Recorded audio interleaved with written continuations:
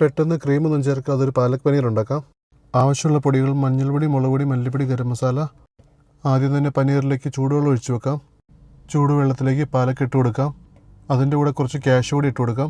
ഒരു 2 മിനിറ്റ് കഴിഞ്ഞാൽ ഉടൻ തന്നെ തണുത്ത വെള്ളത്തിലേക്ക് മാറ്റണം. ഇതൊന്ന് സ്ട്രെയിൻ ചെയ്തെടുക്കാം. മിക്സിയുടെ ജാറിലേക്ക് പാലക്ക്, കാഷ്യൂ, പച്ചമുളക് ഇട്ട് കൊടുക്കാം. കുറച്ച് ഉപ്പും 1/4 ടീസ്പൂൺ പഞ്ചസാര ഇട്ട് കൊടുക്കാം. അതൊന്ന് അരച്ച് മാറ്റി വെക്കാം.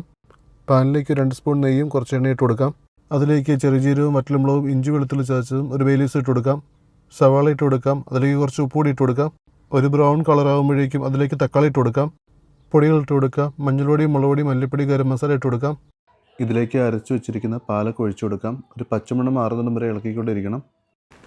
ഇനി ഇതിലേക്ക് പനീർ ഇട്ട് കൊടുക്കാം. ഒരു 10 മിനിറ്റ് മൂടി വെച്ച് വേവിക്കാം. കുറച്ച് കസ്തൂരി മേത്തി കൂടി ഇട്ട് കൊടുക്കാം. അങ്ങനെ പാലക് പനീർ റെഡി ആയിട്ടുണ്ട്. എൻ്റെ വീഡിയോ ഇഷ്ടപ്പെട്ടെങ്കിൽ ലൈക്ക് ചെയ്യാനും സബ്സ്ക്രൈബ് ചെയ്യാനും മറക്കരുത്.